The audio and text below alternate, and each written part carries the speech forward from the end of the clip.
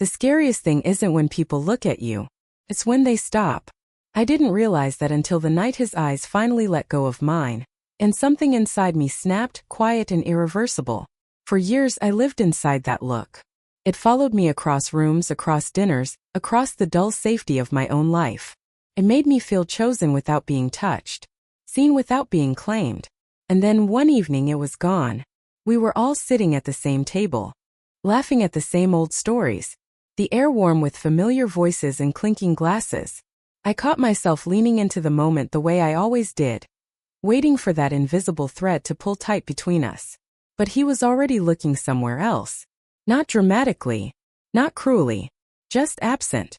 His attention had moved on like it always had the right to, and I felt it in my body before my mind could catch up. A hollow drop in my chest, a sudden heat behind my eyes. I smiled anyway. I always smiled. I told myself it shouldn't matter. I had a life, partner, a routine built carefully enough to keep desire from making noise. I wasn't starving. I wasn't lonely. So why did his indifference feel like abandonment? I watched him laugh with someone else, watched his shoulders turn away from me without hesitation. The space where his gaze used to land felt cold, exposed, like I'd been standing under a light that had just shut off. That was the moment I understood something terrifying about myself. I didn't crave his attention because it was forbidden. I craved it because without it I felt invisible. And invisibility does dangerous things to people who've been pretending they're fine. I took a slow breath, feeling my pulse in places I didn't want to acknowledge. I told myself to let it go, to be normal, to sit still and behave. But my body had already leaned forward. And somewhere between the silence he left behind and the hunger that rushed in to fill it, I knew. If he wasn't going to look at me anymore, I was going to make him. I told myself it had always been harmless. That the way he looked at me really looked was just curiosity, familiarity, a shared language that never crossed a line. That was the story I repeated whenever guilt brushed too close. Whenever I caught myself replaying moments that meant more to me than they should have. We'd known each other long enough to stop pretending we didn't notice things. The way conversations softened when it was just us. How silence between us never felt awkward, just loaded. How he remembered details no one else did. The exact way I took my coffee. The scar I never explained. The moods I tried to hide. And my partner? He loved me in a different way. A safe way. A way that assumed I would always be there, unchanged. He didn't look at me like a question anymore. He looked at me like an answer he'd already memorized. I didn't blame him. Comfort grows quietly. Desire leaves without saying goodbye. What scared me was how much I had depended on that other gaze without admitting it. I'd get dressed differently when I knew I'd see him. I'd feel my posture change, my voice soften, my laugh linger a second too long. I never touched him. Never needed to. Until he stopped looking. That night, after the table cleared and people drifted away in pairs and small talk, I felt restless. My skin felt too tight, like it was waiting for something that had already passed. I caught my reflection in a dark window and barely recognized the woman staring back. Eyes bright, lips parted like she was bracing for impact. He stood a few feet away, talking to someone else. I watched his hands move as he spoke, calm and easy. Those hands had never touched me, but my body knew them anyway. I told myself to leave, to go home, to return to the version of myself that didn't ache like this. Instead, I took a step closer. Not enough to be obvious, just enough to feel the warmth of him in the air. My heart started to beat louder, as if it was trying to warn me, or push me, because once you realize how much you need to be seen, it's almost impossible to stay still when the looking stops. He felt me before he saw me. I know that because his voice faltered for half a second, just enough to betray him before he turned. When his eyes finally met mine, something old flickered there. Recognition, surprise, and underneath it, a tension he hadn't bothered hiding before. "Hey," he said softly. One word. That was all. But it landed heavy, like it carried everything we'd never said. I stood closer than I needed to. Close enough to notice the change in his breathing. Close enough to feel the warmth he gave off. Steady and grounding and dangerous all at once.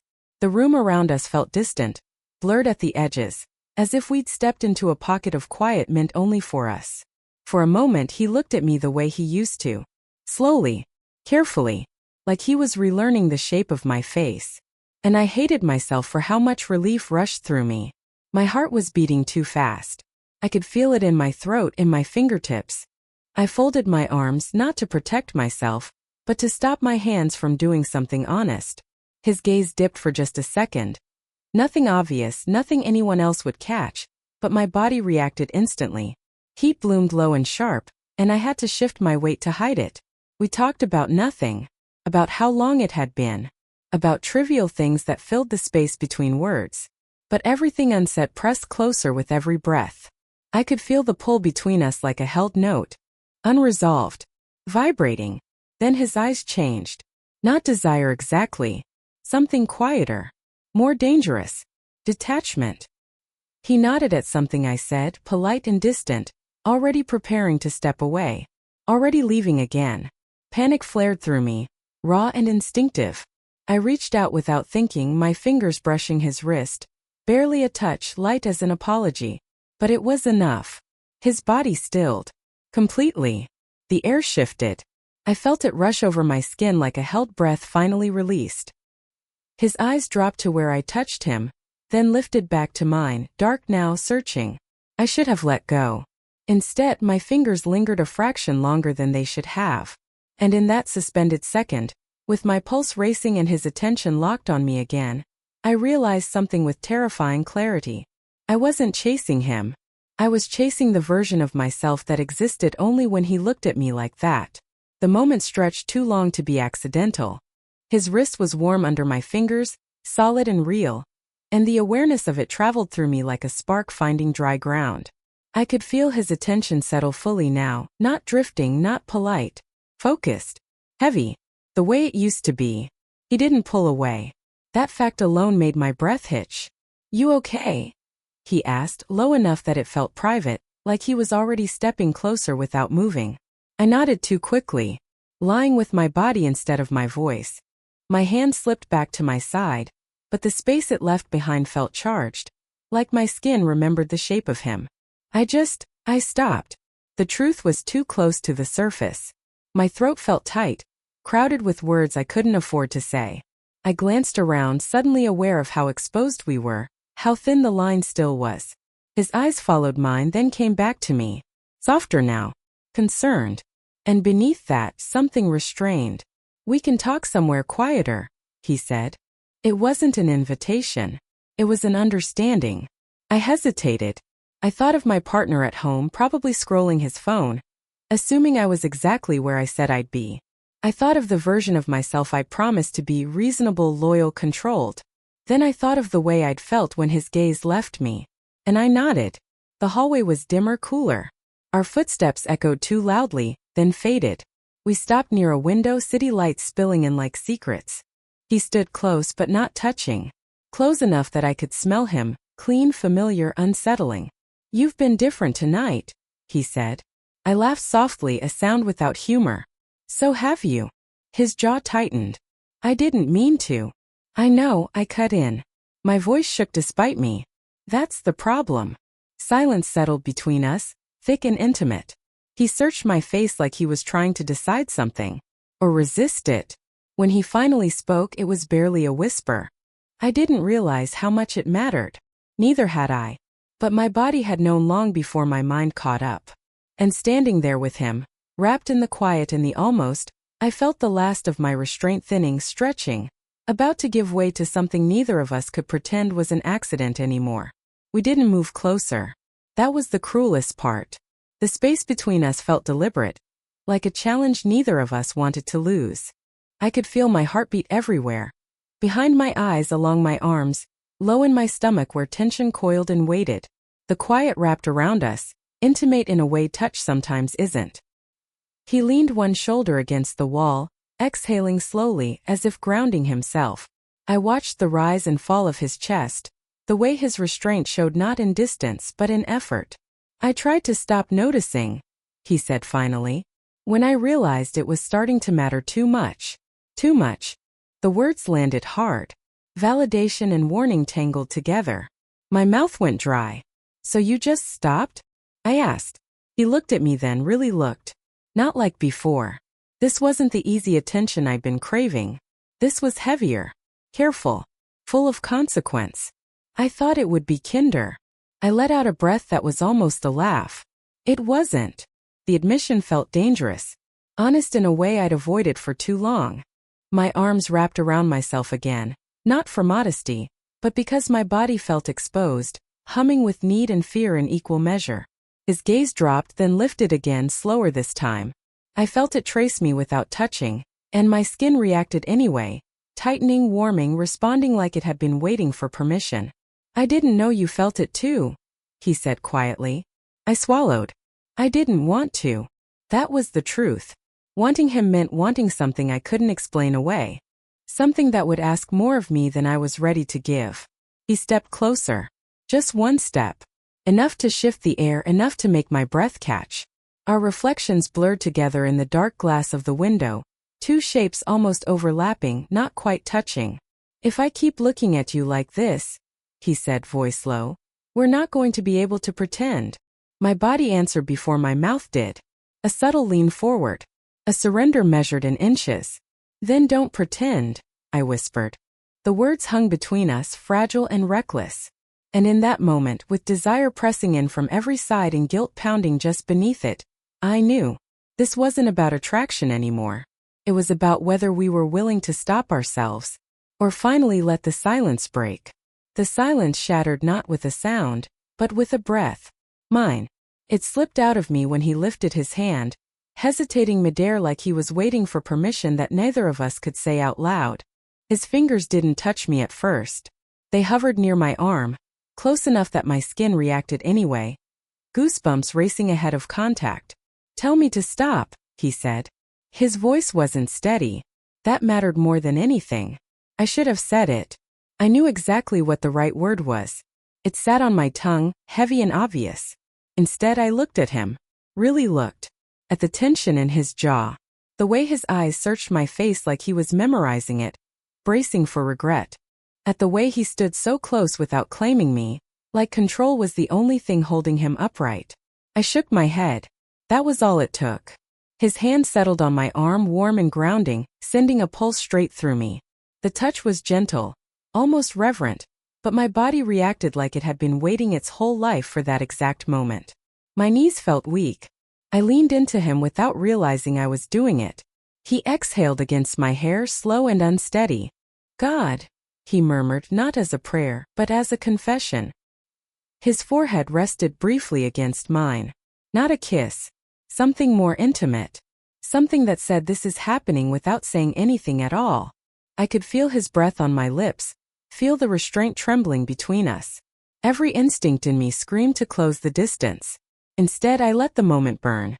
Because that was the most dangerous part. Not the touch, not even the closeness, but the way we both knew how easily it could tip into something we couldn't take back. His thumb moved slightly, barely a motion, brushing my arm like punctuation at the end of a sentence. And in that tiny, controlled movement, I felt the full weight of what we were doing. We weren't lost. We were choosing. And somehow that made it feel even more inevitable. We didn't kiss. That surprised me more than anything. Instead, he pulled back just enough to look at me. Really look like he was checking to see if I was still there. Or if I'd disappear the moment reality set in. His hand stayed on my arm, steady now, anchoring me in place. You're shaking, he said. I hadn't noticed. But once he said it, I felt it everywhere. A fine tremor under my skin, like my body was holding too much electricity, and didn't know where to put it. I tried to steady myself, tried to laugh it off, but the sound came out thin. So are you, I replied. That made his mouth curve just slightly. Not a smile. Something sadder. Something knowing. He moved closer again, slow enough that I could have stepped back. I didn't. Our bodies lined up, not pressed together, just close enough that every breath felt shared. My chest rose, brushed his. The contact sent a quiet wave through me that made my eyes flutter closed for half a second. That was all it took. His other hand came up, hesitating near my waist, then stopping, hovering like he was reminding himself of the rules even as he broke them. I could feel the heat of him there. Feel the question in the space between his fingers and my skin. I turned my head slightly, my cheek almost touching his.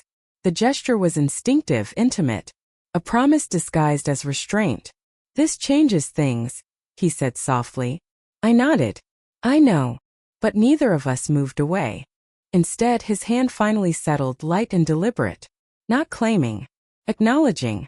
My breath caught, and this time I didn't try to hide it. I let him feel the way my body responded, the way I leaned into the contact like it was the most natural thing in the world. For a moment, everything else disappeared. The room, the rules, the lives waiting outside this quiet.